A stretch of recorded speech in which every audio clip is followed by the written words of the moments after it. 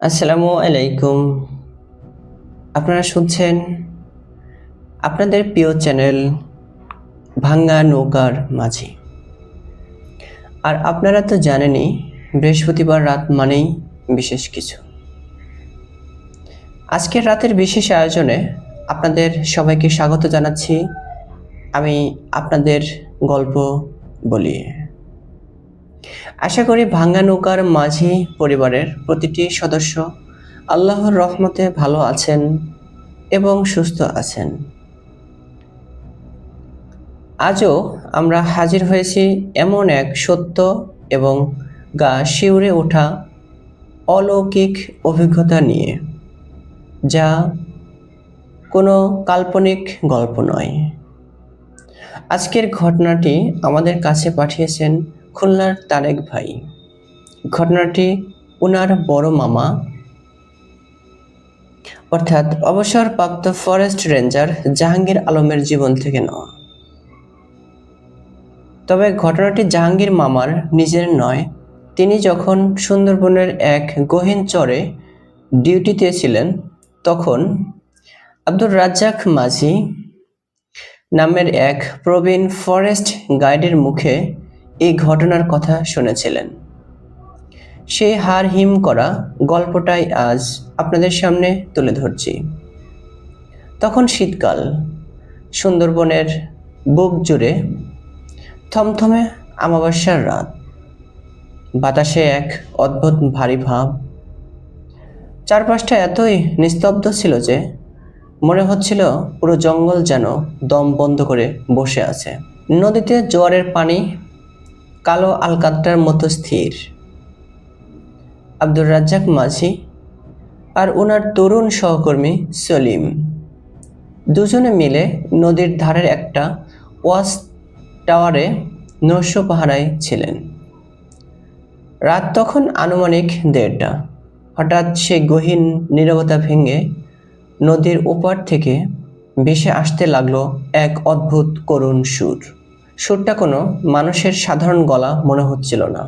মনে হচ্ছিল একই সাথে যেন একাধিক নারী বিলাপ করছে, আর তার সাথে একটা ছোট বাচ্চার ফুঁফিয়ে কাঁদার আওয়াজ মিশে আছে। ভয়ে কাঁপতে কাঁপতে সলিম আব্দুর রাজ্জাক মাঝিকে জিজ্ঞাসা করলো, আব্দুর রাজ্জাক চাচা, ওটা কিসের ডাক? কোনো পশু পাখি নাকি? আব্দুর রাজ্জাক মাঝি সারা জীবন সুন্দরবনের জল কাদায় কাটিয়েছেন। তিনি জানতেন বাঘ অনেক সময় শিকারকে বিভ্রান্ত করতে অদ্ভুত শব্দ করে, কিন্তু এই আওয়াজের মধ্যে কোনো হিংস্রতা ছিল না। ছিল এক চরম অপার্থিব আকুতি, যা সরাসরি মানুষের বুকের ভেতর গিয়ে বিঁধেছিল। আওয়াজটা শোনার পর থেকেই আব্দুর রাজ্জাক মাঝির চোখ দিয়ে না চাইতেও অঝরে পানি পড়তে লাগলো। কৌতূহল আর ভয় চেপে আব্দুর রাজ্জাক মাঝি তার হাতের শক্তিশালী টর্চের আলোটা নদীর কালো পানিতে ফেললেন।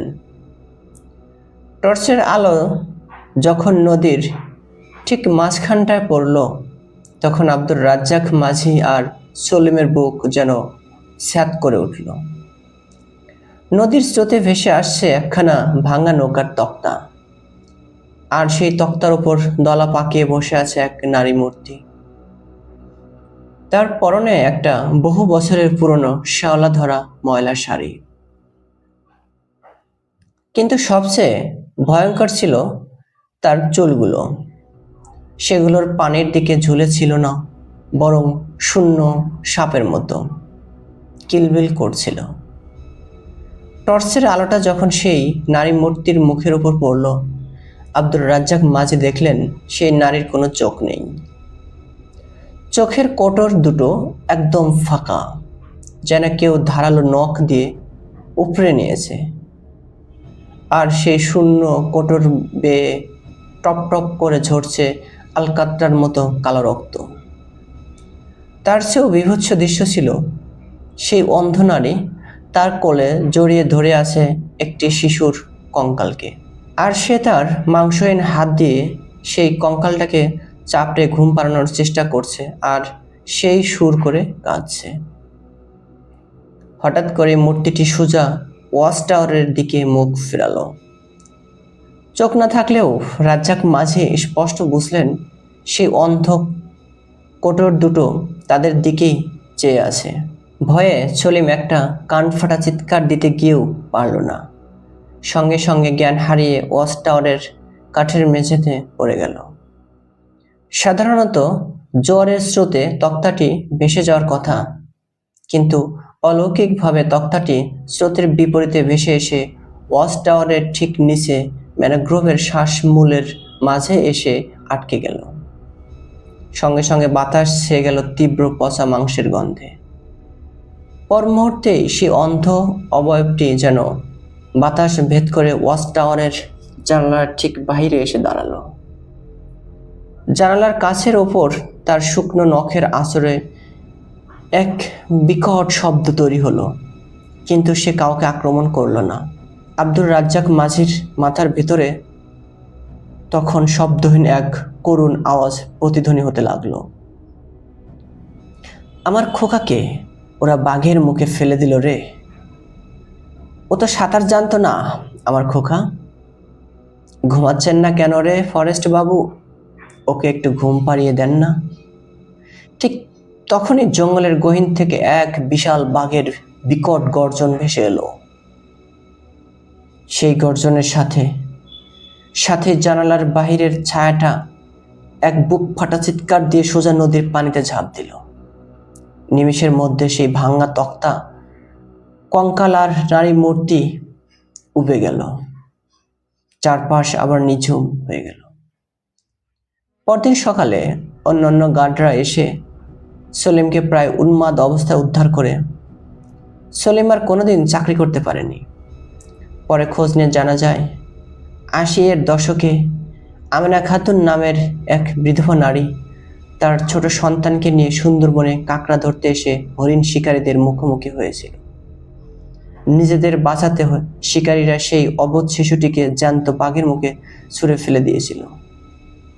আমেনা খাতুন উন্মাদের মতো নিজের নখ দিয়ে নিজের চোখ দুটো উপড়ে ফেলেছিলেন, যাতে এই নিষ্ঠুর পৃথিবী আর তাকে দেখতে না হয়।